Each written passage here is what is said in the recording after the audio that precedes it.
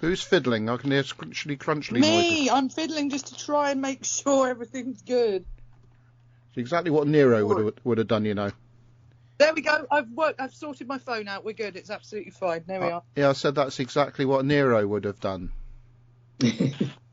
I just had to work out. I'm just wasted on this show, aren't I? Yeah. Absolutely wasted. I should do TikTok instead. Oh yeah, I do, don't I? Right then. I haven't think of bloody. Hang on, let's see if I can think of. Okay, I've got a sort of a quote. Hello and welcome. Oh, for God's sake!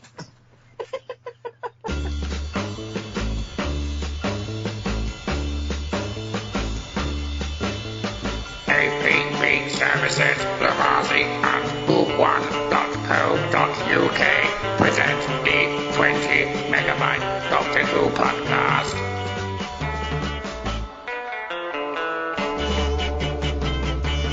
Hello and welcome to the 20 Megabyte Doctor Who podcast, episode 582. I'm Adam and P. Here's Debbie Melrose. Human beings are not otters. Mary Lang. No quote this week. No what? No quote this week. Oh, good for you. One of the best lines from the whole show. And, oh yeah, Kirby Bartlett Sloan. He's your dad, your space dad. Sorry, I've just got distracted by the feed coming through on the Facebook chat, because I've frozen again. I don't know why this thing keeps freezing me, I really don't. But it says, Lily and Robin, hiya, and then Hiya. I'm a disruptive influence, and then within seconds, Neil James is there flirting with her. Hello, you great examples of humanity, unless he's talking about me, of course. Hi, Lillian. Hi, Neil. This is not a blimmin' chat room. Oh, I'm back again. Right, so this week we're going to be talking about the Caretaker, and it's interesting to note to listeners, viewers, or whatever you want to call yourselves, or just people need to get some sort of help from somewhere, that I am the only one on this show who has watched every single episode of Doctor Who since we started the journey back in, when was it, Kirby? When did we start the journey? I've watched them all. You have not. I watched them all. I He called Yeah, up now that we've gone back to the beginning and done all those, I think we've all seen them all. No, I hope so. I have. It's We because started You started dragged us the on this journey. with you. Say again, Debbie. I said he dragged us on this journey with us. He should give us the credit where credit's due. Odie. We started the Excuse me, journey excuse me. January the 5th, 2015. Excuse me. If anyone's watching the live feed, my dog is currently licking his penis. Dear me. Anyway, yes, I was missing one, but I caught up several months ago. He did. It Right. was probably about a year ago, actually. No, it was 3 to 6 months ago. yeah, all right. This is going on a little bit too long. What was the one that I was missing? I'm trying to remember. God, I wish I'd mentioned it now. I was about. Yeah, you shouldn't have. Well, all I said was, I've done every show, of the podcast. Not all of you lot have missed shows here and there. every So all I show can say, of the I'm the podcast. only one who's been on this show for every single episode of Doctor since when we started it way back and whenever Kirby said it was. 2015. 2015. Okay. And here we go again with the Caretaker. And I remember, Kirby, what are we going to do with this? Something. We're going to bash through it in the usual good podcasting fashion. It begins with a rather amusing sort of desert planet scene with the Doctor and with a very short haircut, funny enough, and Clara tied to something and some skeletons. Some chains. Looks like chains. Yeah. They by the hands because she can't reach in her pocket even if she has the right jacket on. Yeah, so they're sort of stuffed. And they're just showing a bit of scenes of Clara coming backwards and forwards from trips with the Doctor to see and have dates with Danny in various sort of state of being wet, dry, thirsty, and all sorts of other things, which is mildly amusing. I like the seaweed at one point. Yeah, that was quite funny. And eventually, after a lot of these little scenes which are quite charming. We arrive at the school. The story And the doctor is. There's an initial sort of sequence of him being slightly suspicious of something, and he steps through the door with a. He's trying to get rid of Clara by being even more suspicious. Yeah. Anyway, so he's been employed, or he's manipulated the situation probably, to be the school caretaker, and it's quite interesting. The chap who plays what I think is headmaster, he quite regularly plays headmasters, so he's obviously got that look about him, that headmaster look. But I mean, the doctor steps into the room and sort of introduces himself, and knowing what happens later on in the story, my throat has just gone. Knowing what happens later on in the story, the gentleman that he's looking at and thinks, oh, looks like my previous self, is in the room, and he didn't notice it at that stage. But there you go. Yeah, so he's the caretaker. Undercover, deep undercover. That's the quote I should have used. Deep undercover. But for some reason, and that sort of surprised me initially, he doesn't realise that Danny is Clara's boyfriend. It took me a while to sort of work that one out. Even after their descendant who looks suspiciously like him. Yeah. Yes. But, Except you can't tell humans apart at times. That's true. Yeah. No, it's when they use the fact that he's alien to explain things like that. Yes. The next sort of no, he's an alien. The next major scene is a couple of lads are sort of messing around, and a police officer for some reason, wearing a very weird uniform, a high-vis jacket. And anyway, moves them on. Yes, he moves them on. They're very sort of, considering they're playing truant, their uniforms are particularly tidy. Anyway, I noticed that. Like they're not rolled up their sleeves, discarded the blazer on exactly, yeah. Or moved their ties are done up quite tightly and whatnot. Anyway, he hears a sound, this policeman, and comes to this corrugated iron sort of door. One of the corrugated bits is stuck in sideways, which I thought was defying gravity somewhat. Anyway, he goes in. Pardon? Sorry. He goes in, and did he say something like "stop messing about," which reminded me of one of the early lines from Rose. Not messing about. Yeah. So anyway, he gets done in. It's quite a gruesome shot of his hand landing on the floor smoking, and his torch at the same time. That was quite a clever shot, actually, because the hand falls down, smokes, and the torch sort of, it's called a flashlight in America, by the way. The torch sort of rolls along and lights the smoke coming out of the hand. Oh, a clever little bit of direction that was, wasn't it, Debbie? Yes, I like that. I was surprised that was so kind of graphic. Graphic. Yeah. For a children's show, hey? I'm being facetious. Honestly, you should see some of the manga that Isla's got into that I very carefully checked ages on and things, and then I walk in the room and I'm like, you what? Anyway, Clara's trying to do some teaching, and the doctor caretaker climbs up a great big ladder and has a conversation with her through a window. About Jane Austen. Yeah, and then he's sort of fiddling around. He starts planting little gadgets around the school and the school vicinity. That's a good word. And the course there's this sort of undisclosed secret sort of thing that her and Danny or Mr. Pink, are an item. Yeah, the whole school knows. The whole school knows, but they're sort of still pretending that they don't. Master. Yes. The policeman was played by Chris Addison. Oh yeah. He was Peter Capaldi's co-star in The Thick of It. Oh, probably how he got the part then. Anyway, we see a bit more of Courtney as played by Elise George. I can't do the voice. I was just going George. Say, Adam, that every basic middle high school kid in the world knows when their teachers are boffing each other. Absolutely. Even more so these days. Anyway, so yeah. I mean, up to this episode, I got the feeling they were trying to paint Ellis George's character. I've just said it. Oh, Courtney, wasn't it? As a bit of a sort of teacher bully. But having seen the previous episodes, there's a few little clips of her here and there, and I think there's a reference to it. But she's actually not a teacher bully at all. She's just your bog standard sort of cheeky teenager that's sort of underachieving somewhat. That's all I got from her, really, to be fair. But anyway, so she is the saving grace in this episode. oh, Grace is in this one. I thought she was in the Doctor Who TV movie, but I haven't seen what she was. I'll have to look up the cast list on that one.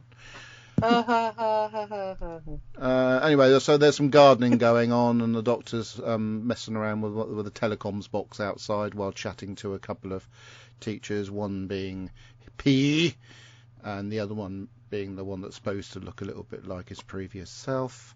And then a little bit later than this, he gets the wrong end of the stick, which is quite funny and nice in some ways, where he thinks that Clara's boyfriend is the one that's a bit like his previous self.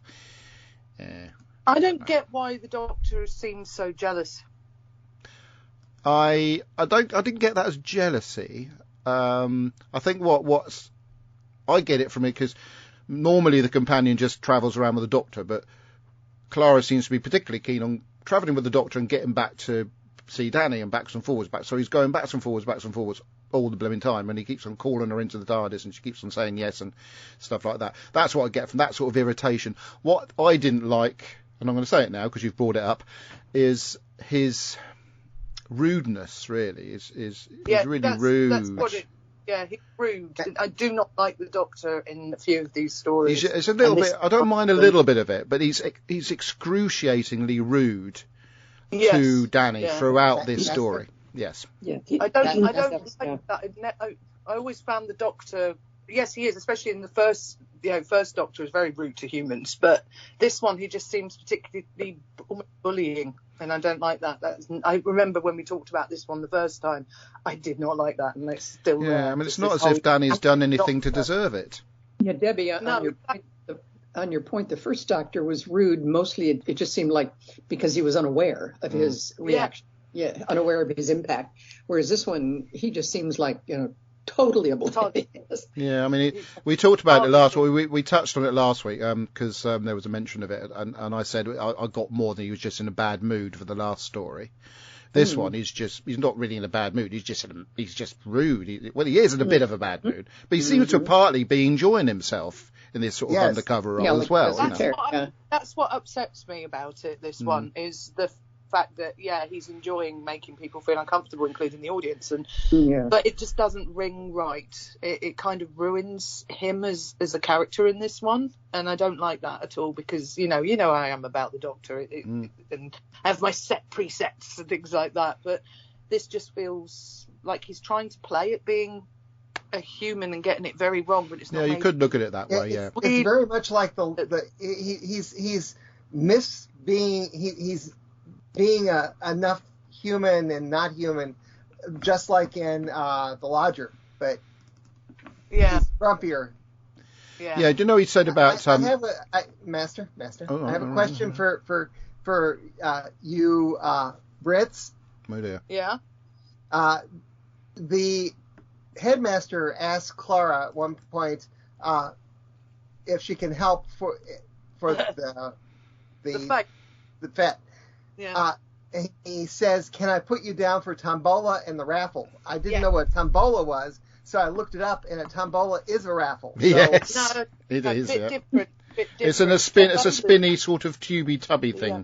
And they usually have a load of prizes on the table that you win immediately, and they have to end in 0-5 or something like that, and that's it. That's an immediate. You take the thing out of the box that it's in, and if it's got a 0 and a 5, you automatically win a prize off the table. A raffle is more, let's announce it at the end of the fete, and there's like 4 big prizes type thing. A tombola is just like a more immediate win. Splendid. Okay. You could have Googled that though, Kirby. You didn't have to ask us. I did Google it. Oh, why are we still sort of talking about it? Tombola is a raffle. Yeah, right. No, there is a definite divide, but yes, in the grand scheme of things, yes, but it's a more let's move on for the explanation of what a tombola is back to Doctor Who, shall we? Anyway, the little tyke Courtney finds her way into the caretaker's office where there is a blue police box, and Doctor's a bit rude to her. I do love the sign he has on the blackboard that says "Go away, humans," and I like also Ellis Alice's performance of Courtney in this episode. I'll have to review her next great. performance. But Master? Yes. Did you catch the little boo boo they made? I didn't see any boobies. The doctor hands Courtney the package of paper towels. She's obviously holding them. Yeah. But then at the end of the scene, he's got the paper towels again, and he even shows them to Clara. Right, Kirby. Wibbly wobbly timey wimey. Right then. So smooths over all errors. Yes. Yeah. So she starts poking around the office room. Oh, that's no. We're talking about performances. The Doctor and being moody. He might have watched Grange Hill because the caretakers in Grange Hill were always a bit like that. So maybe he's just trying to create a character of the caretaker for a school caretaker. And I must admit, all the school takers when I was at school were a bit like that. Bit sort of grumpy. We what are you doing over here then? That sort of thing. Yeah. No, Rodney's in the corridor. Yeah. Oh, I'll have a word with your teacher about you. The caretakers wear brown coats? Yeah, usually. They did when I was at comprehensive school in Wales. Anyway, funny enough, the comprehensive school I went to in Wales, I know this isn't set in Wales, but it is a Welsh school it's filmed in. Two Welsh schools to be precise. Schools. Oh, be quiet, you. Anyway, it was very much like the older buildings within the school I went to in Penarth. Back to Doctor Who, which was this is sort of roughly touching on what we're talking about anyway, so I'll give myself a ding for that. Where do we get up to? So Courtney was poking around the shed or whatever it's called at the caretaker shed, and just as before she finds a little bit too much out, Miss Oswald dispatches her back to where she should be, and no, she leaves before Miss Oswald shows up. Yeah. Anyway, there's a bit of a conversation about this, that, and the other, and this is the Doctor's actually until the scene which we're approaching, where the monster sort of the Doctor prepares a sort of trap for the monster, and it gets spoiled by Danny, doesn't it? Which might have triggered an even sort of worse reaction to Danny, because instead of the monster being caught, Danny's presence caused the monster just to be sort of transported to somewhere where he could come back in a couple of days. Yes, is that more or less what it was? Yes. Yeah. So that explains a little bit why the Doctor would be annoyed with Danny, but where he was annoyed with Danny prior to this, that spoils it a little bit. There would have been a sort of an explanation for his attitude. It just felt like it was just a great big telling off of Danny Pink episode. Yeah. I do like that there's certain sort of special effects on it where obviously he fires off a shot, this alien, and blasts a hole through a stack of chairs, and I quite like that sort of flaming sort of... Yeah, and it stays on fire for a while. Yeah. It's just going on quietly in the corner. So eventually the penny drops that this is Clara's boyfriend, and you can't go out of the PE teacher. I'm a maths teacher, and this went on and on. That calling, that annoyed me as well, that he kept on calling her a PE teacher, not a maths teacher, when he's already been told this. Maths, by the way, Americans, is what you incorrectly called mathematics.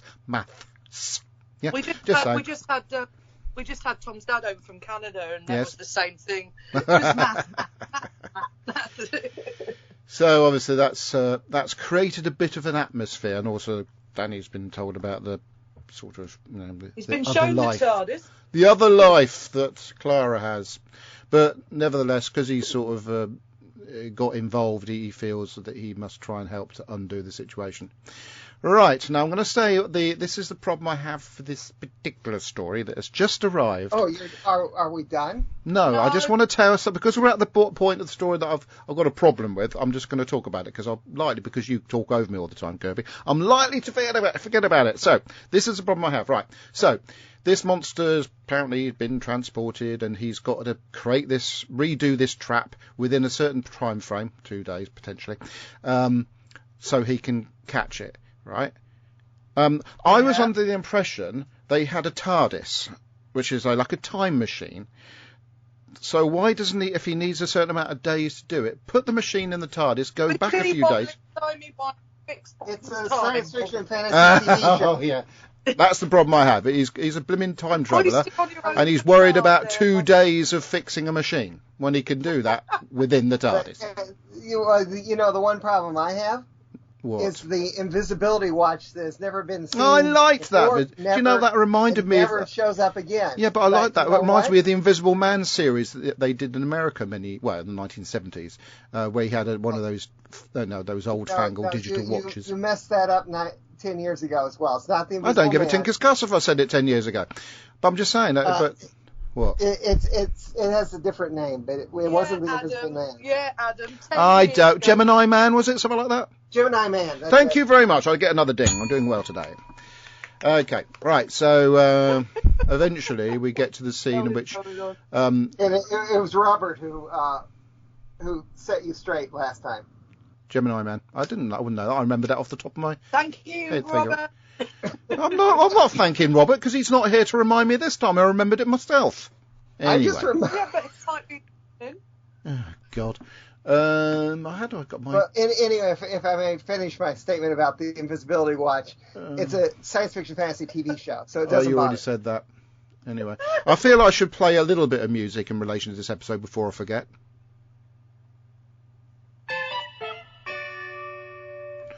There we go. Right, so the next scene is Courtney coming in and the Doctor showing her the TARDIS and stuff like that, which is quite cute. And then it's parents' evening, and the teacher's obviously really looking forward to parents' evening, and the parents look forward to it. Well, actually nowadays we have to do it over some sort of like Skypey type thing, which I think is absurd. They've sort of kept let's do the parents' evening over Skype instead of actually seeing people face to face so you can punch them. I mean, so you can have a very serious conversation with them. You know, Courtney's parents seem actually rather nice. Well, Courtney's nice. I don't know what you got into your head about Courtney not being nice. Oh, I love Courtney. So do I. So what are you saying? Why would her parents be horrible then? Well... It's gone very quiet. I don't know. Anyway, do you want me to talk about Coal Hill's motto now, or when it's my turn later? Hey, I haven't got. What are you on about? But Coal Hill's motto is on a banner during the scene with the parents' night. Right. Their motto is a spirit of adventure. It's a nod to the Sensorites that Gareth Roberts put in specifically. Looking back on his adventures, he says to Ian, it all started out as a mild curiosity in a junkyard, and now it's turned out to be quite a great spirit of adventure, don't you think? Yeah, okay, thank you, Kirby. I'm so pleased. You sound very pleased with yourself. Did you notice Clara's little buttons on her sort of lapel were little moons? Did you notice that? And she had a little chain between the two moons. Yeah. Anybody notice that apart from me, or am I just too good at my job? I wonder if they're eggs. What? Couldn't well be. Please don't find us about next week. We've got to get through this one first. Anyway, so they're doing the parents' evening. We have a little conversation with a couple of the parents and children and whatnot. But Danny and Clara get called away, and the monster appears, and he's just about to kill everybody after a bit of diving around by Clara. What? Panacafalata. It's Jimmy V inside the monster. Yeah. Is it? Oh, he never told me that. I met him 7 years ago. Was it 6 years ago? 7 years ago. Potentially 8 years ago. Anyway, anyway, Danny does a sort of Avengers-style somersault over the monster. And somehow I don't think that was the main Danny actor. No. And so he saves the day, and then rather charmingly, the Doctor gives Courtney a ride in the TARDIS, and she gets a little bit TARDIS sick, which is quite funny. And Ellis was saying that was one of her favourite scenes to do. I should think it was. Very well done. And then after Clara and Danny are cuddling up on the sofa, we see a slightly different Missy scape. I'll call it Missy Scapes because we've only had Missy in the Missy Scapes till this episode. It's the guy who likes to squeeze. And the the dead police officer is in this sort of place having a chat with this chap, and then Missy sort of strides out of a bright white lit corridor door thingy, and just to add a bit of intrigue to Missy's missiness. So there you go. That's the Caretaker, rather superbly dictated by myself. And what I'm going to say about it, right? Okay, it was a quite a sort of cuddly, fluffy episode with a couple of glaring annoyances in it, which I've already alluded to. The annoyances being, like I say, the Doctor's rudeness, and the fact that he's worried about running out of time to do something when he's got a TARDIS. But other than that, I liked the Grange Hill feel to the thing. Again, we were relaying the fact that all these episodes are Clara-centric rather than Doctor-centric, and I felt this is, although Clara's in it a lot, this is very much a Doctor-centric episode, even if the Doctor was a bit of a twat during it. What did you think about it then, Debbie?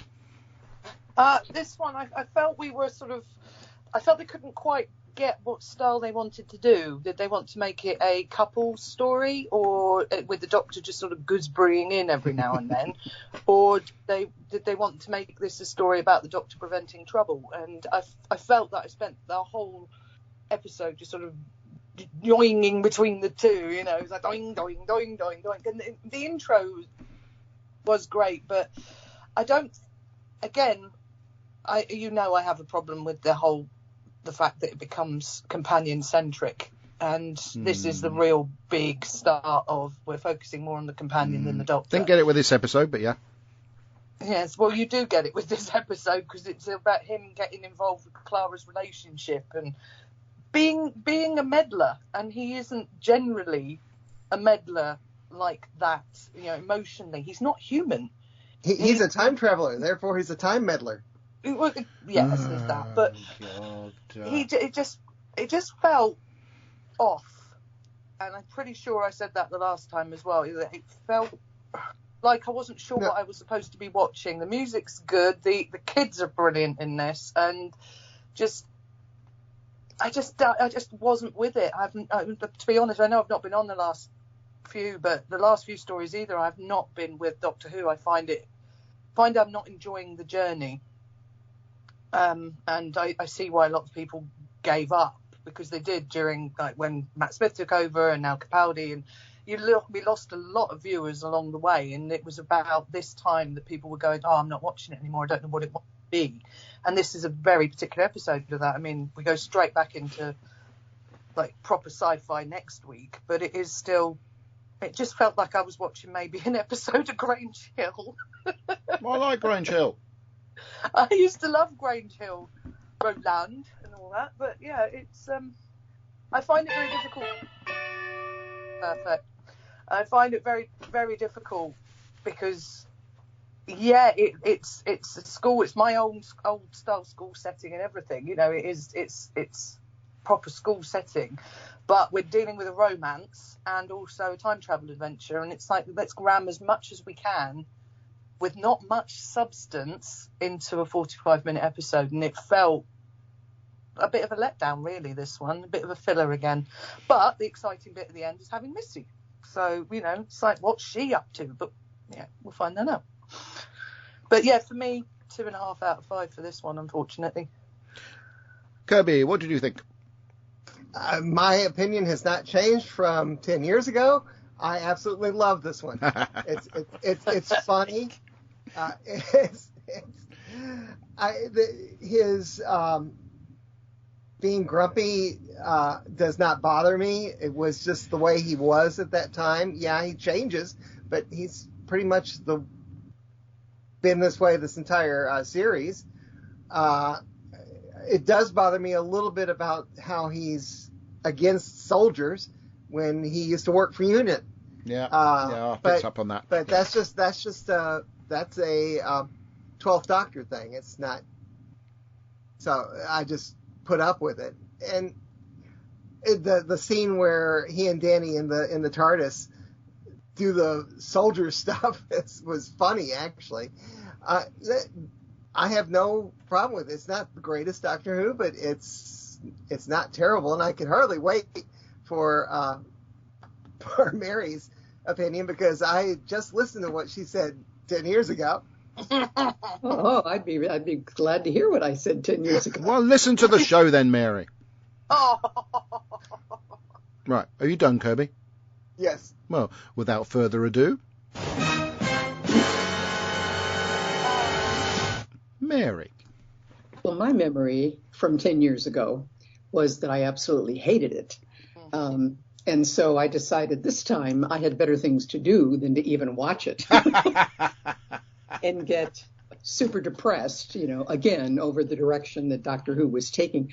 And I think not maybe right away at the time, but eventually, if things were going to continue this way, if I were not on this wonderful podcast, I'd be one of those people who fell away from Doctor Who during this time for the very reasons that Debbie was talking about. I did not bother watching it this time, and I don't regret it because I just remember having so many issues with it the last time that I thought, we just had a new addition to our family. My daughter had a baby just 5 days ago. Wow. So I've been happy to, be busy otherwise this time. And I'm debating about next week. I'm debating about Kill the Moon because I think I remember hating that one too. Oh, we did. Shut up. So then I'm wondering, Kirby, is that how I felt last time, that I absolutely hated this one? Master, I wish that you could bring up episode number 240 where we can hear Mary say, I absolutely loved this. Are you kidding? Did I say it? I'm not kidding. Oh my gosh, really? Oh my gosh. Absolutely. All right. It Well, sound like Mary. Maybe she was sick. You'll have to watch it now, Mary.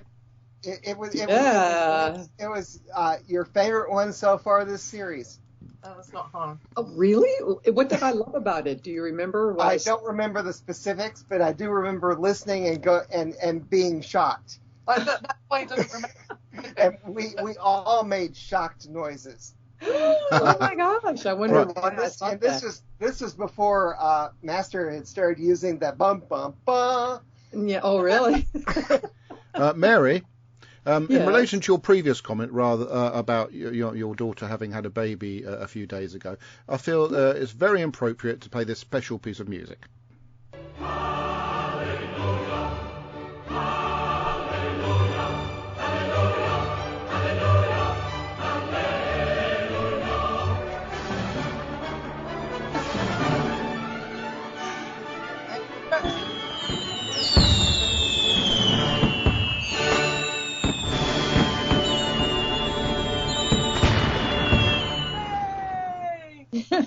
Yeah, I'm now the proud grandmother of 2 little boys. I'm not playing it again. All right, on the live feed. My daughter, when the podcast is over, I'm going to be giving my daughter a break by taking the 2-year-old so she can take a nap because she's been up for the night with the 5-day-old. Lovely. Anyway, Lillian Robbins says Ozzy loves the squaddy. Okay, that's on the live feed, which of course you can comment on if you can be bothered to watch it. Or comment on it. How many people are watching? Talking of comments, Kirby, it's time for your... You should be ready. I'd gave you because plenty yes, of I time. have it on the screen, but I haven't updated it in... you don't need the commentary on what you're doing with it. We just need... Yes, I do. Otherwise, you bother me about it. No, I do not. Okay. And someone's put something else on. Okay, so... See, there are extra comments since then. Good, right. A few more comments, and I need to put them in the right order. Okay. Terry Miles says, did you know that P.E. was a soldier? Jesus Christ. Mr. M says, how can you think that I'm her dad when we both look exactly the same age? I wanted to do audio feedback again this week, but I have a cold, darn it. The Caretaker by Gareth Rob Arts. Now, I like a comedy Doctor Who story as much as the next man, especially if that man is Gareth Roberts. But I do have to say that this is the weakest of his scripts. Capaldi is really good with the comedy, though. It's just that the plot, yes, there is one somewhere, is just so thin. And the Skovox Blitzer, any relation to Mary? What? It's a bit harsh, isn't it? Looks like something from Sarah Jane Adventures. Yes, it does. The use of Coal Hill School is greatly appreciated, although I do think the Doctor disguising himself as a caretaker is a bit underused. I like the idea of other Doctor popping back to Coal Hill more regularly and slipping into the disguise to do some surveillance. Jenna Coleman is hot. Yep. So it's a shame she wasn't my teacher when I was at school. I'm not as big a naysayer of the Danny Clara relationship as some people are, but Danny does come across as a bit of an arse in this episode at times. Well, so does the Doctor. He's responding to the Doctor being an arse. Yes. Yes. Oh, and Courtney is a great character. She is. Overall, I think I'd have to give this one a 6. I've been quite down on parts of the series so far, but memory tells me that, despite some fan preconceptions, I really like a lot of what is to come here on for Capaldi. Next time, what came first, the chicken or the moon? Very good. Right then, Debbie, you won't be able to do that. I'm not done. Oh, sorry, I thought that was the end of it. No, carry on then. No. Neil James. He's not flirting here, apparently. The Caretaker. Fun opening, a fluffy episode, cool robot, bored by the relationship stuff and the Courtney stuff, but I do like Doctor Who in a school. 3 stars out of 5. And then there's a little bit of banter between me and Ian on his feedback, which I'll get to when we'll talk about that at the appropriate time. Hello, anybody there? Yeah. Yes. Okay, right then. So who wants to do Robert's feedback? Robert? I don't know if Debbie, can you see Robert's feedback? Yeah, I've got it up here. Yeah. I beg your pardon. What about Robert's feedback? That's what she said. That's what she said. I've got Robert's here. I won't be on again. Sorry. So sorry. My thoughts on the Caretaker, though. Yeah, it's not very good. I don't know what show they think they're writing for. The Romance of Clara and Danny. No. It's not Doctor Who. And you've got Moffat in the behind the scenes saying crap like the Doctor is jealous of Danny. Stop humanising the Doctor, making him like any other man. He's not. He's a Time Lord, an alien. It's all played for laughs. Crap robot too. You never feel any threat. About the only good thing in the episode was Ellis. Oh, and look what's next. Everybody's favourite story. Kill the Moon. Yay. Mm-hmm. Oh, God, you. By the way, Master, 10 years ago, Robert had only watched half of it when he came on the podcast. He probably still has only watched half of it with the sound of it. He came on the podcast somewhat late, and like Mary, he loved what he saw. Oh, dear. You love it, don't you, Kirby? Oh, we've turned around. Yeah. Okay, let's have Andy. I don't remember what Andy here. It is nearly 6 o'clock on Sunday evening, and yesterday, after doing parkrun and playing walking rugby, and then going out delivering flyers for the Guildford Shakespeare Company's production of Pride and Prejudice, which we can see at Holy Trinity Church in Guildford between the 9th and the 24th of February. Come on Friday, you might recognise one of the stewards. Anyway, I sat and I watched The Caretaker. Now, this is quite an interesting story because there's a monster in there that, quite frankly, is completely irrelevant. It's just a plot device to get the 3 main protagonists together. And that's all it was, because it's something that you've never heard of before, we'll never hear of again. And to be quite honest, wasn't really that good anyway, didn't make a lot of sense. Came in and set the school hall on fire. That was it, really, wasn't it? No, what this was all about was about the relationship between the Doctor, Clara, and Danny, and how they all came together. And it was the way that, sorry about that, there's going to be loads of emails coming through. It's about the way that Danny finds out who the Doctor is, or thinks he knows who he is, and some quite pertinent question about, are you in love with him, and things like that. Because, of course, I suppose it's quite a bizarre relationship. There's a man who is, by all intents and purposes, quite an elderly man, and a young woman. I mean, it's, it's not the sort of relationship that one would actually think is quite a good one. However, Danny gets the wrong end of the stick about that, and of course the Doctor gets the wrong end of the stick about Danny, because he thinks somebody else is Clara's boyfriend. But I think it's actually quite interesting at the end of it, because you see the Doctor is standing in loco parentis, isn't he? Which does not mean my father's a train driver. because he said that Danny at the end says, yes, want someone who's good enough. And the Doctor agrees. And it is quite right, the fact the Doctor does feel very protective towards his companions to make sure that they are looked at. I suppose when you've got someone who's, basically lives for eternity, and people who are ephemeral, he wants to make sure they are looked after properly. So, but Danny, he does come to respect Danny, all the crap about PE and stuff like that. And interesting, the Doctor doesn't want to be saluted. This is quite typical of the way he doesn't like in the military mind, and that's why he doesn't take Danny. But by the end of it, you can see that it's a great deal of mutual respect between the pair of them. And with Clara, really is stuck between the pair of them. The man that, she says, well, because I love him, and also the Doctor. I mean, it's quite interesting, it's about how you've got someone just goes disappearing off around the galaxy and time and space with a total stranger, and it is quite a bizarre relationship when you look from that point of view, and that's really what the story's about. It's setting up that I don't know, there's a word for it, I can't quite think it is, but it's the way it is seen, the way it is understood, and that's really what that story is about. So the monster is irrelevant. I think it's quite good. It's the Doctor coming into his own as someone who just does not understand human relations. Sorry about that. There we go. Another one. A smoothie, mate. Oh, smoothie recipes. Yeah, that's great. Doesn't understand human relations. Obviously, Danny can't understand where Clara's coming from. And Clara's stuck in the middle, who understands both sides of it. But, she's still retaining her independence. She is, a woman who stands on her own and, comes to and from with the Doctor. As and when she wants it, she really does rule the roost of the Doctor, which is unusual for this.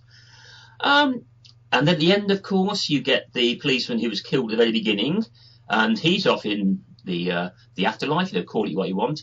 And you've got this character that comes up, the one who the Doctor thought was her boyfriend. So, where does he come into it? And then, of course, you see Missy, as we find out later. Missy is just there in the background. And again, it's just hard to set the scene, but it's giving an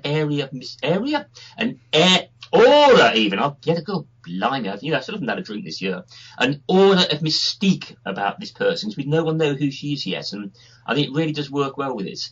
So there you go. I think it's I thoroughly enjoyed it. It could stand alone, it can be part of an arc, but yeah, thoroughly enjoyed it. Oh, by the way, since I had quite a lot of ironing to do, I watched an episode of The Avengers with Patrick Minnie and Dinah Rigg, and I watched From Venus with Love, which featured as Brigadier Whitehead, John Pertwee. Be seeing you. Thank you. Sandy Nunny, everybody. Well, we don't sound all too... Oh, I was going to say, I was hoping some sort of reaction. And the next bit, of course, is dulcet tones of Mary, who's just about to dictate the Miles's feedback. This is from Linda and Terry Miles. I think Mary may agree that this is the start of the Clara show. And you're right about that. Clara is getting a bit addicted to the trips with the Doctor. She seems to think she's indestructible. That might come back to bite her in the chest. The Doctor thinks he can do a, quote, normal job. Did he just mention his White River? The Skovox Blitzer is so filled with weapons that it can destroy the world. Cold Hill School again. How many times has it had aliens in there? Wait a minute. Cold Hill School didn't have a split level, grass-covered field. That's not an inner London school. Oh, no, not Courtney again. She's a, quote, proud, disruptive influence. I think she gets motion sickness. Ah, yes, there's been a spillage. Did the Doctor just fly tip a Skovox Blitzer into outer space? Missy again. Next up, moon spiders. Oh, yes, with the disruptor, a.k.a. Courtney. And that's from Linda and Terry Miles. Yay! Yes, Mary. Sorry, I got slightly distracted because Vilila has messaged me. I'm not going to say the full message because some of it's a bit private, but she posted a picture a while back of the gentleman that you met at FantasyCon, Debbie, her boyfriend, and I call him Mr. Shabalala, and she quite likes that. And she sent me a message, as Vilila does, slightly late than the actual comment I made, saying that, oh, well, thank you so much. So sorry. I've been terribly busy, terrible keeping in touch because I've been busy. Things have been crazy for our how are you? Well, I haven't got time to answer that particular question now, so I'm going to have to do the way she does it and answer her a little bit later on. And then she says, Not so sure if you can make it, but... And that's the bit I can't tell you, because there's something that I need to read, because it's very, very small. I'll have to open that one. Valila. Yes, anybody who hasn't met Valila, she is a very... You got a hug off of Vila now. I think she could be an angel. You know, these people that are on Earth and they're angels, and they just have an aura of complete delight about them. That's her. She's a magical human being. She really is. But anyway, enough about her. I was about to say something. I've got oh yes, we're going to do a bit more feedback. Sorry, I was so she's very destructive as well. Not distractive. No, destructive. No, that's not it. What's the word for it? Distractive. No. I'm sorry, I've been bamboozled. So we better play a bit of this.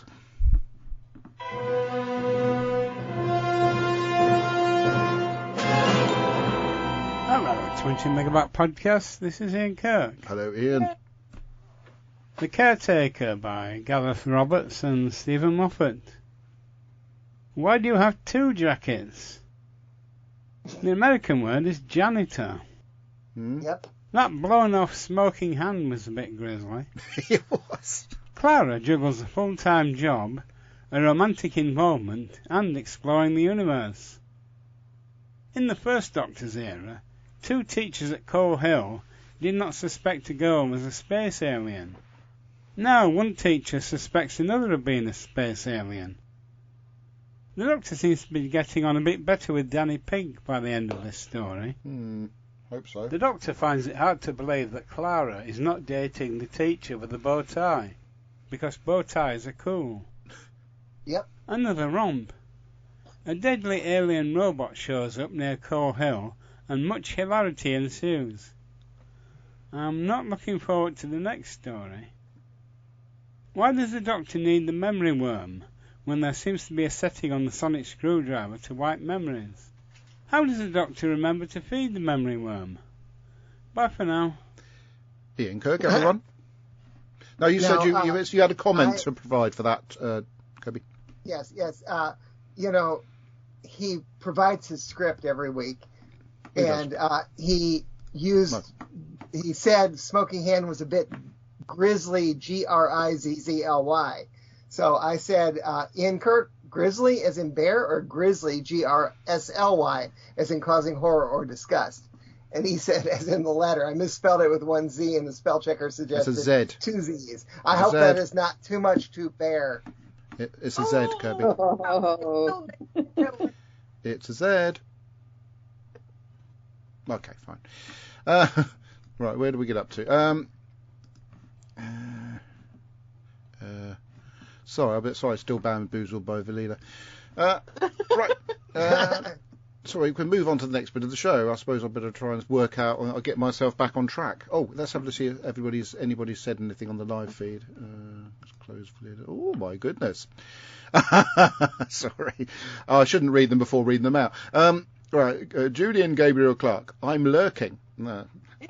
You're lurking, very nice. Lillian Robin, who was already lurking, is continuing to lurk. I don't quite know why she's lurking, but I think it might be because Julian's lurking. And then Seb Costa of Capaldi, in the thick of it, isn't the policeman. He's the guy in heaven that greets the policeman. Ooh, Lillian. Costa with Capaldi, sorry. Out pedanted. Oh dear. Yeah, right. Somebody more pedantic. I think Julian's quite keen that we move on to the Special Fantasy Con announcement a bit. But I've got some other bits to do first. Normal Doctor Who news, if I can find the blimmin' page. Doctor. Is that who.co.uk? I will complain that Isabella and her boyfriend have been particularly noisy upstairs. Oh. I don't mean that in the biblical sense, but I wouldn't put it past them. Right then, so Doctor Who news, DWN special, the 2024 yearbook. The latest special from Doctor Who magazine. There's a 2024 yearbook is released today, which was the 25th of January, and it features the Doctors having a little bit of a cuddle post by generation on the cover. It's quite a cool picture, actually. To be fair, it was a very loving picture. He really does love himself, doesn't he? And of course some Janice Goblins and Dalek attacks and a new TARDIS team, temporary new TARDIS team, because everybody's heard the news that Millie Gibson is not going to be in the series for much longer. And that's about it, because the other one was the Vaughan identity, which I spoke about last week. So to stay on the subject of news, so anybody who was what's the word of it, listening to the show last week, my memory's not great, so I tend to forget what I've said and what I haven't said. So I'm just going to have to do a little bit of a recap as to what I said last week by clicking on an email I sent to somebody right now. So. Guest on the event I may have mentioned before, like Jenny Linden, and the Howes are coming back, and they're getting noisier.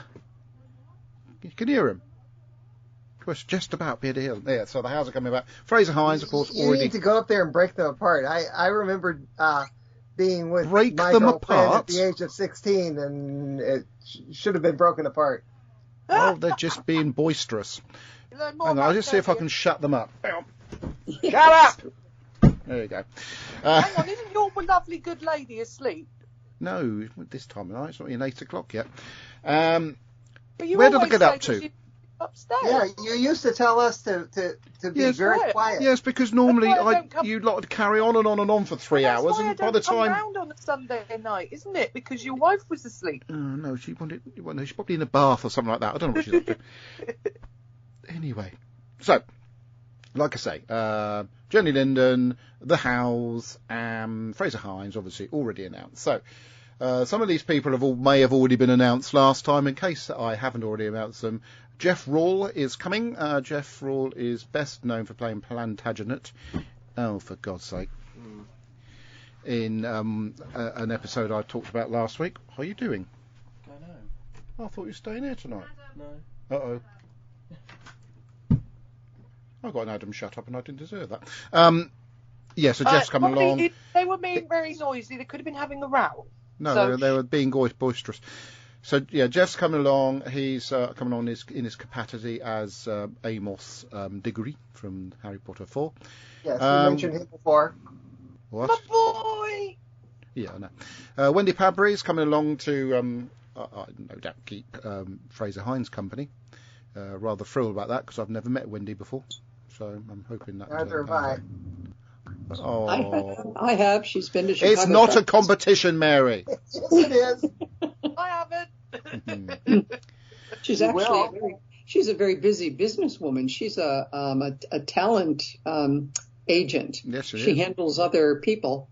Yeah. In fact, I think she said she was the one that referred Matt Smith to Stephen Moffat to have him audition. Yeah. Well, don't give it all away, because nobody's going to ask her any questions at the event now, are they? Oh, for God's sake. And today's very exclusive announcement, because again, it hasn't been. Some of these haven't actually been announced officially with their graphics on the FantasyCon page. Is that Sylvester McCoy is coming along to look after us, because that's what he does. He looks after us. Yeah, you mentioned that last week as well. I did not. Yes, you did. I did not. I can guarantee I did not mention that last week, because it's only actually come about since yesterday. So it wouldn't be possible for that to have happened last week. He does say who he's hoping to get. No, I wouldn't. I didn't even. He wasn't even on my radar. I remember last we week. were discussing how you were getting him in. That you were using the "I'm in the Hobbit" excuse. No, that was me being facetious. It wasn't really. It was me thinking up clever little fake ideas of how we can get people into Doctor. Going on and on about how you were only allowed a certain number of Doctor Who. That's true. Yes. But that wasn't actually going to happen last week. It was just me sort of being facetious in regards to virtually, but so many actors in Britain have appeared in Doctor Who. So my funny idea was, let's get so-and-so on the back of them being in something else, but not mention the fact they may have been in Doctor Who at some point. Sylvester McCoy! Isla's going to be thrilled. She loves him as Radagast, and she really likes him as the Doctor. So loves him as Radagast, but only just really likes him as the Doctor. Yeah, she wasn't. She was very young when we were watching our way through the Sylvester McCoy era, and she come back to it a couple of times with me. Does that mean you've got to watch it again? But but he's also in the Jodie Whittaker era, Debbie. Mm-hmm. Yes. I'll bet you he's going to play the spoons. Yeah, Yeah, he's kind of a one-man show. Once you get him on stage, he is very much a one-man show. Yeah, he just goes and goes and goes. He just randomly entertains. You know, if you're loitering in any particular place and Sylvester sort of meanders past, he won't just walk past and not say anything. He will do a bit of entertainment on the way. It's just what he does. So, and you know, there's the very famous picture of him on the luggage cart that went viral. Oh, I love that. Yes. You know that was at Con K. Yes, I remember. Oh, okay. So anyway, that's the exciting news that Sylvester McCoy is coming on the back of having been in The Hobbit. But guess what, guys? He was in Doctor Who as well. He was. Gosh, how convenient. Master. I forgot to mention two things about that I observed in The Caretaker. Right. There were at least 2 references to upcoming Capaldi stories. Oh, right, yes. He mentioned several times he's just getting the lie of the land.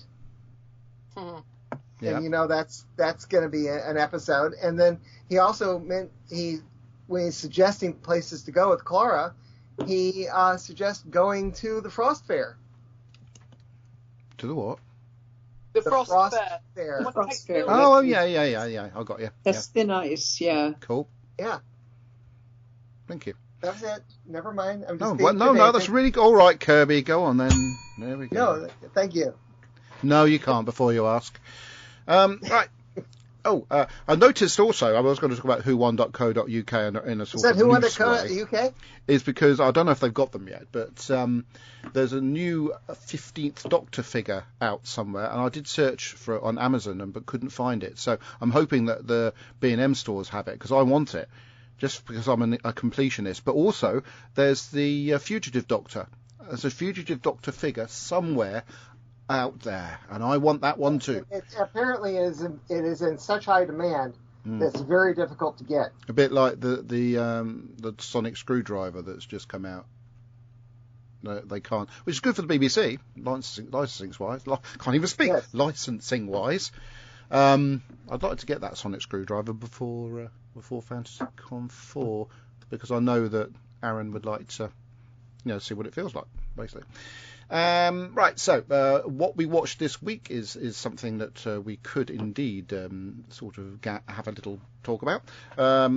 Traitors, or as they call it in Australia, Traders. Traders? Yeah. Yeah, what a series that is. That's such a good show. It came to an end on Friday, and me and Deb had a night in a lovely local hotel called Lakeside Hotel and Spa in Wootton. It's a beautiful hotel. We worked there so many times over the last 15 years while doing weddings, so it's nice occasionally to stay there for the night.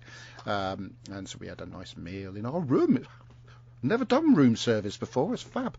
And during the evening, watching the final of Traitors was part of the bargain, and that was fantastic. Great series. What else have we been watching? Masked Singer was on. The clues are far too difficult this time round, just saying. But it's quite a big sort of reveal when you don't know, when you get it wrong and you don't know who the singer is, and it's somebody unexpected. So that's quite good. All the stuff I've been watching on the usual streaming things like Lego Masters Australia, and there's a couple of good new crime series on Discovery Plus as well. Been to the cinema. I need to look up the title of one of the films I watched because I've forgotten what it's called. Actually, I've got an email about it, because I've got a ticket from Cineworld. So last week, I don't know if I spoke about it last week. Probably not, because we watched it on Monday. So it would have been fairly confident I haven't spoken about this.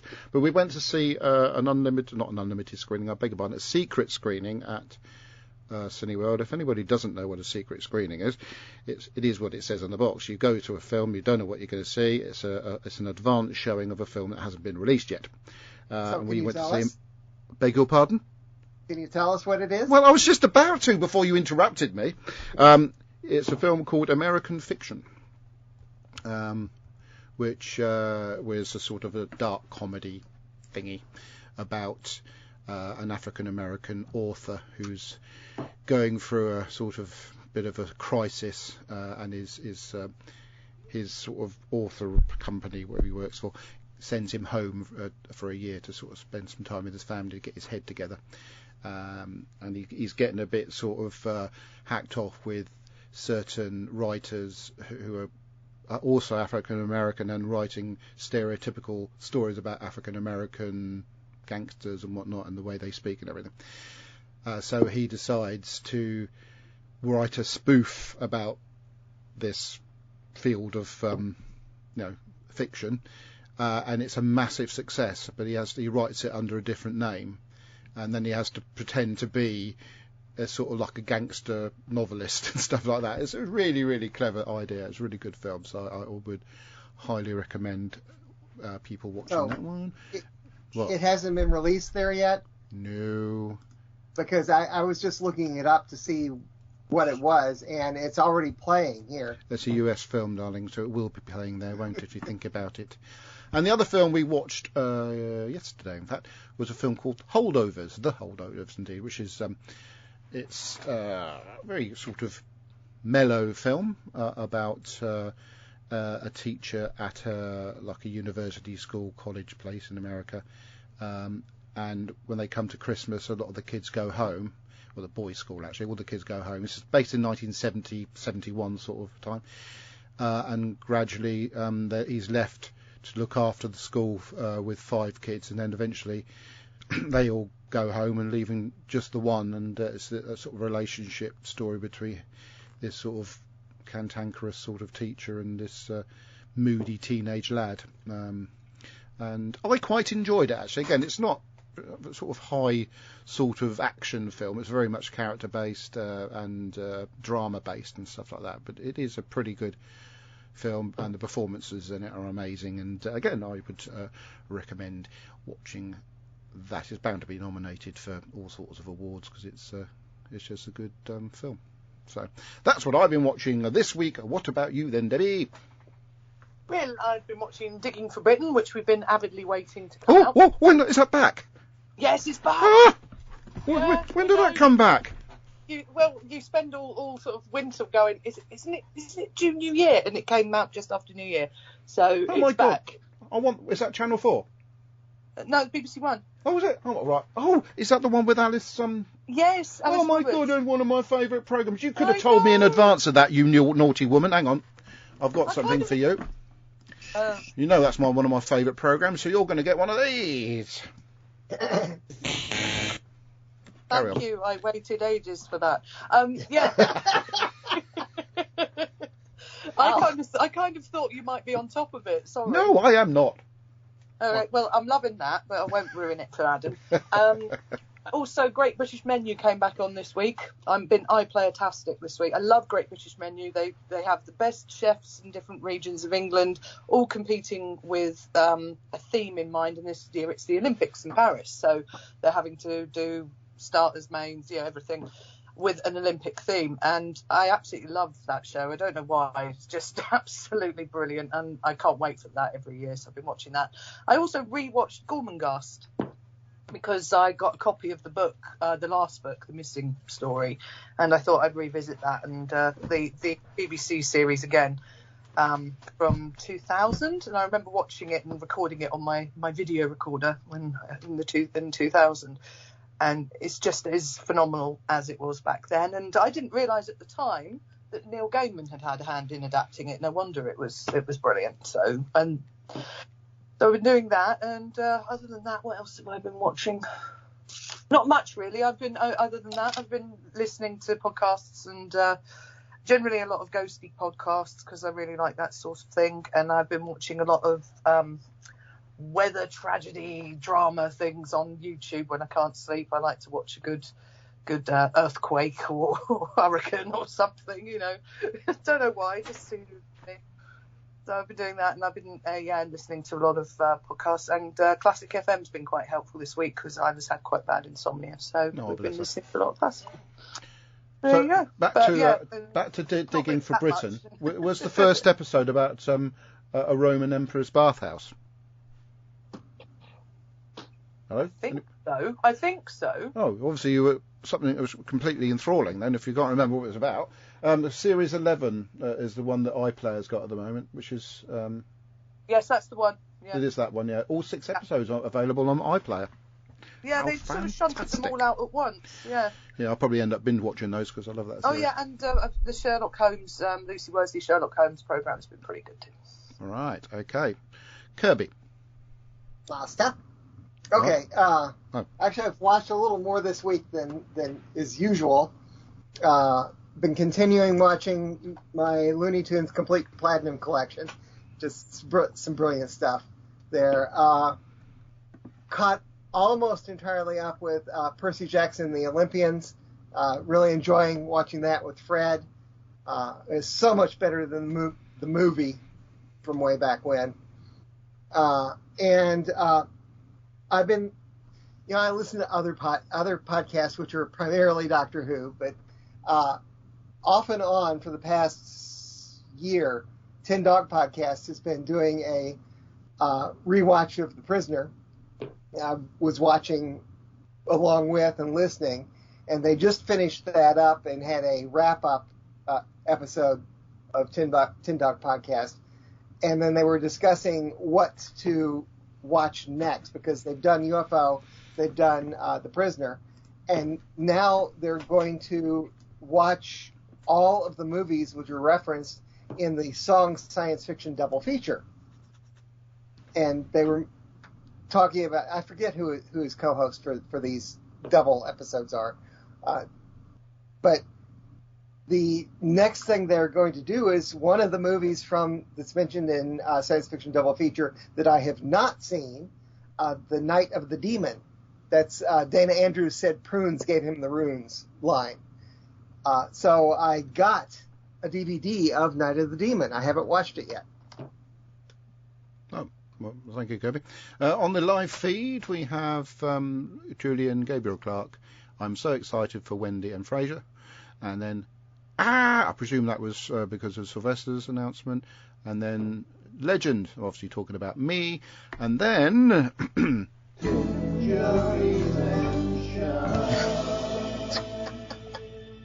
Tim says, one of my favourite Capaldi episodes. Hope you enjoyed The Traitors. I'm glad Harry... Ooh, all right, spoilers. Yeah, we'll forget about that one. I'm not going to just read the rest of that one. The Masked Singer... Hang on. Gave up on The Masked Singer a few years back. It's quite charming, funny little programme. Yeah, that's about it for the stuff coming up on there. I thought I was, we were talking about Sylvester and... what about Mary's watching? We'll come into that in a minute. You've got to save the best to last. You've got to do build-ups to things, Kirby. I don't need to... I do not need reminding, but I just wanted to mention, obviously, because people may want to cosplay as the Seventh Doctor. I hope they do, FantasyCon 4. And, of course, Lavazzi sell the iconic question mark pullovers. Now, a picture I posted on Isle of Wight Doctor Who fans was myself with Sylvester, who was wearing the costume he wore in the last of the Jodies. Right then, as requested by Kirby, it is time for what Mary watched this week, and potentially next last week, and maybe the week before that isn't maybe connected with basketball, etc., etc. Well, as usual, I'm watching basketball, American basketball. And I'm keeping up with my team, which is the Cleveland Cavaliers, and they're doing remarkably well. They're number 4 in the league, so they might end up in the playoffs, which would be great. Other than that, television-wise, I hate to say it, but I've gotten hooked on rewatching a whole series of a reality show called Flipping Out. All right. And it's about this California, actually LA, Hollywood guy who runs a house flipping business, but he also does design. His name is Jeff Lewis. And just the ins and outs of trying to redesign and redevelop houses for people, plus buying and redoing and flipping houses of his own. For me, it's a very entertaining series because he's quite a personality, and the people that he gathers around him are also very entertaining. So, and I remember watching it. I mean, I think it's like almost 10 years old, but it's so much fun. And he's got a recent show on, I think it's Prime, on Prime. It's called Hollywood House Flipper or Hollywood Designer or something. So that's present day, and that's all he's doing now. He's not flipping houses. He's just doing total redesigns for other people, and it still is very entertaining. Outside and I'm still working my way through the book, John Adams. It's a slow read because it's a lot of historical stuff, and I love it because it's real history. And I read a lot of historical fiction, but when you're reading what really happened back like in the founding of America and the personalities of the people bringing it together and all that, it is really, really interesting. And remembering that there was a TV series many years ago called John Adams, it was based on the book. I looked it up and found that Prime has it. So I've started watching that again. And again, I'm just stunned at the length they go to have it be historically accurate. So I don't think the Brits are particularly interested, but maybe Kirby, if you're interested in American history at all. Oh, yeah. The portrayals of Ben Franklin and George Washington and people who are, a big deal in our country's founding. Mm-hmm. They're very well done. Where is this? It's on Prime. I have Prime. What's it called again? Because I want to see if it's on our Prime. It's called John Adams. He was our second president after George Washington. I might be related to him, Mary. You're related to everybody. We know that. Oh, be quiet, you. Everyone. All right, I'll rephrase it. I might be able to tie in a relationship to him. You might be related to someone who was a part of his... You're so sceptical about genealogy. Right. Well, and what you Brits might be interested in if you watch the TV series is that several of the key roles are played by English actors. Wow. Well, because they were virtually English though at the time, weren't they? More or less. Yeah, well, and a lot of the history took place over in England and in France, and actually up in the Netherlands. I did not know this, but the Netherlands were a major financial support and all that. That's why New York was New Amsterdam originally, I would imagine. Yeah. So much. So this is like a revelation to me because I thought France was the only one that supported us, but apparently they quit on us fairly early, and it was Amsterdam who took over. Right, then, Mary, we're going to have to go over that title again because I've just done a search and it didn't come up with anything. Remind me of it again. John Adams. John Adams. Is that what it's actually called? Yes, it's Shut up, I'm only asking. Jesus Christ. Right, hang on. J-O-H. This is great podcasting, this, isn't it? N. I didn't press the N. This is, I should be playing lift music as I go through this. It was, I'm sure they have it because it was, back when it was made, it was an HBO production. Right, let's have a look. We got John Adams, all 13 episodes from the second season. No, I'm absolutely wrong. It's on Max, HBO Max. Yes, I see that. Mary. HBO production. I'm sorry. When I talk about being HBO, it's on Max. I've got, it says John Adams season 1. Yes. If you're on Prime, 2008 miniseries, watch with Now Open app, or if you want to buy the season, it's $16.99. Yeah, no. Do you have Max? No. Oh, sorry. Well, thanks for that, Mary. Misdirected everybody. I'm so sorry. Oh well. Yeah, I just checked Max, and there it is, and I'm all right. Okay. It's quite funny, Mary, because when I did history, I've told you this before, when I did history at school, it was American history, so I learned all about John Adams. Oh, Didn't learn about my own history of Civil War or anything, learned about America. I know a little bit about some of the presidents, Some of them. Yeah, his son, John Quincy Adams, is our fourth president. And it's interesting to see how John Adams, brings him along, how he involves his son in everything. So it doesn't surprise me that he eventually also became a president. Yeah. No, I'm not related to John Adams. I'm so sad to disappoint you. You're gone very quiet. Yeah, and I'm sorry, unless you want to pay for it. I can tell you which ones I am related to, though. Yeah, or get your own copy, because I'm sure it's out there. Adam, watch CD. Watch a trailer for it on YouTube. See no, I'm not interested now. I'm not related to him. Oh, it might be on YouTube. If you want to check that out. I'm not interested. I'm not related to him, so I'm not interested. If it was like George Washington, or Thomas Jefferson, or Abraham Lincoln, or Theodore Roosevelt, or James Madison, Barack Obama. Yes, I'm related. Barack Obama, he's mixed race. George Herbert Walker Bush, famous 41st president of the USA. George Walker Bush, famous. Well, obviously, I'm going to be related to both of them. Jimmy Carter, and oh dear, Richard Nixon. Oh, I can't have it always, can I? Some of them related by marriage, by the way, not by. Yes, but still technically related. No, it doesn't matter if there's no DNA involved. I'm afraid. No. But getting away from TV, yes. I also been listening to Big Finish, and the latest big surprise. It's not like me, but I thought I'd try.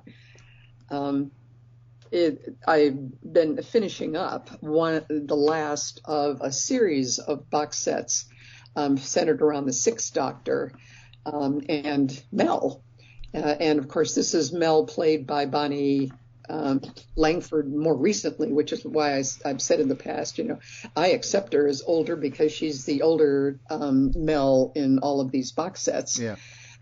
So I'm finishing up. I'm on the last box set, and I'm sorry that it built up to what I have to say is kind of a disappointing finale series. I don't know. I think they ran out of ideas. But it includes, naturally in today's world, everybody's got to there's inclusivity.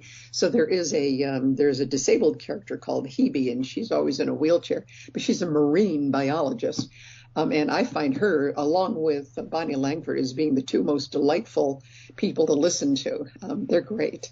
Yeah, I went as Alicia. Sorry, when she was doing dancing and stuff like that, they went to perform at Her Majesty's Theatre in the West End of London, and the show was hosted by Bonnie Langford, and she was a brilliant host. I didn't get to meet her, but Alicia did, and all the kids had their picture taken with her, so it was a big thrill for them. Yeah, I wish Bonnie would come to Chicago TARDIS, because I'd love to meet her. She's a nice girl. I've met her once when I had my picture taken with her maybe I should have got her to come along. She's a busy girl, though. Anyway, talking of American presidents. Speaking of, no, I can't. Who's coming to your thing? The second Doctor's companion. Oh, what? Wendy Padbury. Wendy, yeah. I've been assigned. I haven't listened to it yet, but I'm going to be listening to a companion chronicle. All right. That she's the narrator and featured actor in. So I'll be listening to that. Good. Cool. Yeah. Anyway, talking about American presidents, did you know, Mary, that Abraham Lincoln's mother was Nancy Hanks? Nancy who? Hanks. Okay. Same family as Tom Hanks. I knew her first name was Nancy, but I didn't know Hanks. Same family as Tom Hanks. Oh. I thought she was going to be related to you. Well, Tom Hanks is, in a loose way. But when I click on Nancy Hanks, it says second cousin of husband of 20th cousin 4 times removed. That's not a very close relationship, to be fair. No, it's not. vague connection. Yeah. But it's, I love doing it. Here. Yeah, mate. That's why I said to you, Kirby, it's relationship by marriage. It doesn't really. No, you're talking Abraham Lincoln's wife? Mother. Oh, mother. Okay. I was going to say, because I remember his wife's name being Mary, and I just looked it up, and that is his wife. Yeah. Mary. Well, Mary Todd Lincoln. However, if I go to George Washington, it goes to. Hang on, let's have a look. Oh, we'll be ending the show soon. We're getting a bit carried away. George Washington, it says 11th cousin 7 times removed, so it's a slightly closer relationship. All right. When you're done with the 20 megabyte genealogy podcast. Shut up! You're just jealous. I just approved a new member of the 20 megabyte. I hope they're not a scammer. Facebook group, which you can join. I hope they're not a scammer, Kirby. Are they a scammer? Huh? Are they a scammer? Excuse me? No, I checked. I know how to do that sort of thing. It's Graham Nash in Ride. Oh, good. You know why Graham joined? Because he's a friend of Chris Kane's. Yeah, but also because when I posted on the Isle of Wight Doctor Who fans page that this show was going out tonight with the announcement of Sylvester, etc., that I posted the name of our group, so that it was therefore found and therefore joined. So well done, Kirby. Not going to ding for that because that's just part of your. It's just part of his job as a moderator of the. Well, you know how long it's been since we last had someone join? No, God, you haven't been measuring that as well. Yeah, it's been a while since I've accepted anyone on. Yeah, well, it's difficult to find now because somebody said to make it private. Well, we were getting spammed. We were getting lots of spam there for a while. Yeah, now we're private. No one can find us. No, it's publicly searchable. Yeah, but it's not easy. It's much more difficult to join the group now, so people just can't be bothered. I do get emails off people actually saying, "Oh, would you like to publicise your podcast? If you let me come on your show, I will then put your show here, there, and everywhere." And I said, I just write back and say, "Well, thank you for your email. Been there, done that. Goodbye." Yeah, been there, done that. Got the pictures. Oh dear. Right then. So next time, one of our more recent, about a year ago, members. Mm-hmm. Joined a year ago, and his school's list is the Pridonian Academy. Oh, cool. Is he real? I don't know. Right, we've actually managed to reach the end of the show this week, which feels like a major achievement under the circumstances. Next week it's the egg one, the moon egg. The moon is an egg, where we actually get to have the first child companion to a certain degree, although she's never actually counted as a companion. She should be. Courtney and the TARDIS. The first child companion since Susan. I consider Courtney to be a companion. And Ellis considers herself to be a companion. She travelled in the TARDIS as a companion, even if it was... Well, yeah. It's the same amount of episodes... Well, probably, yeah, sorry, same amount of time. It's like how Amy Pond is technically Should we go back... What? Caitlin, yeah. Yeah. Going back in time, though... My opinion of that one, I haven't watched in a while, but my opinion changed after meeting Ellis, so... Oh, just because you like her, she's a companion. Going back in time, though, going back to the Dalek Master Plan, we did review that a few years ago. Yes. There was, remember the girl that they picked up from the Troy story, and then she died in that, was it the first or second episode of Dalek Master Plan? No, nobody remember that? Can't remember. Yes, I remember. Yeah. Obviously, no spoilers, but fortunately Courtney doesn't get bumped off in the series. But that's a similar sort of scenario that she. Now, is Danny Pink considered a companion because he's going to get bumped off? I don't know whether what the capacity is. I don't. The Doctor volunteers to take someone on a journey and then drops them off. Is that a companion? I don't know. Someone who's technically entered the TARDIS, so yeah, I suppose. Well, that means Danny Pink is a companion. Yeah, it does. You mean entered the TARDIS and gone on a little journey? That's basically gone on an adventure. Well, there have been a couple of people who've been in the TARDIS that didn't really go anyplace. Unfortunately, though, what annoys me, all those kids that Clara was looking after in the previous series, that travelled to that sort of, what would you call it? The one with the awful Cyberman episode that Warwick Davis was in, that one. Oh, yeah. And, Nightmare in Silver. Wikipedia does not consider Courtney or Danny companions. I'm not talking about Courtney and Danny, I'm talking about those two kids. The two kids. Clara Riversong, Nardole, and Bill Potts. Well, they're companions. Not even Missy. Missy technically is a companion for a while. Right. Well, the Master has been in and out of the TARDIS many occasions, so the Master doesn't count. But if you're counting Courtney as a companion, although bear in mind Courtney went on one trip with the Doctor already prior to the episode we're going to watch next week. What about those kids in The Nightmare in Silver? Because it's the same, essentially. The same, same situation. Yeah. Just because we don't like a character doesn't mean to say that they... Those kids are so annoying. Those kids are so annoying. Yeah, but I'm saying just because you don't like a character, they can't be discounted as companions. But I'm trying to think of a companion I didn't like. Going back, I'm not thinking of any that the one that Rose picks up. He's your boy. Oh yeah. Well, I didn't like Turlo when he was in it. First few stories, didn't like Turlo at all. But there you go. Yeah, even and I like Turlo. No, not. Turlo comes up on his story. It's his quivering face. I just found him a bit irritating when he had that little sort of crystally thing, and he was sort of him always holding that chewing the scenery. I'm surprised he didn't actually chew the little crystally thing actually when he was doing those things. The faucet top that he's always and those school clothes that he never washed. God, he must have been quite smart. He just lost them as he went through, don't you remember? Like by the end of it, he's just in his shirt sleeves. But by the 5 Doctors, I quite liked him. There you go. So Julian Gabriel Clark says, I never liked Turlo. I find Adric hilarious and endearing. I like Adric simply because of that bridging thing of the end of the Tom Baker era and into the Davison era, so Davison being my favourite Doctor, which is ironic in itself. And obviously Adric was there at the beginning of that and was there at the end of Tom. So I quite like that. I find it quite fascinating to watch Adric during those very short amount of time he was actually in the show. Because he was there for the end of K9, he was there for the end of Romana, he was there at the beginning of Tegan. So there's a lot of bridging going on with Adric.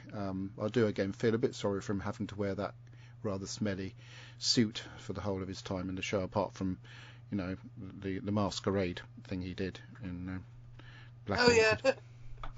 Black Narcissus.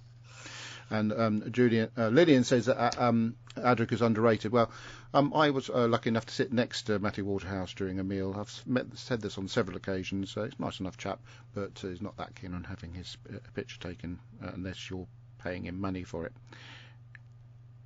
But now, being a convention organiser, I understand the concept of that a bit better. Right then. So next. You know what? I might start saying that to people. You can take my picture and pay me. Next time, it's the one with the moon in it, the title of which Kirby's just about to tell me. Egg. Beg your pardon? The moon is an egg. Oh, no, I told you it about 4 times. Somebody was talking over you. Kill the moon. Kill the moon, that's the one. Moon is an egg. Yeah, the moon is an egg. No spoilers there at all for anybody who hasn't actually watched the episode. And at the moment, my Sunday the 4th of February is available, but who knows what's going to happen between now and then. But we'll assume it is. Now, when are we? Is it next week? He just said next week. Okay. So I was reading something. Look up from your research for a minute. Oh dear. Right. So Julian says maybe the TARDIS created hologrammatic clothes so they can walk around naked. So they walk around naked. I'm sorry, I really messed that up. I think I need. I was going to say a cup of tea. It's far too late. I certainly need to have a bath and build some Lego. So until next time, thank you for listening, watching, taking part in the show. Goodbye. Goodbye, Fancy Pants. Bye-bye.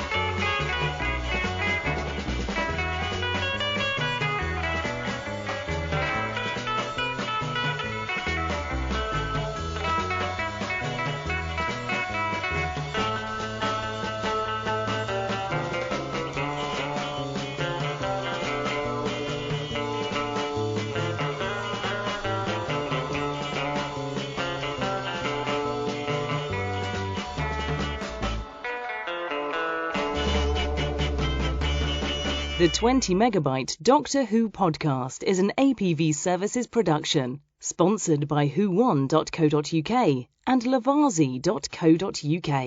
We are proud members of the Doctor Who Podcast Alliance. Doctor Who is a trademark of the BBC. No copyright infringement intended. The music on this podcast is covered by limited online music license from PRS for Music.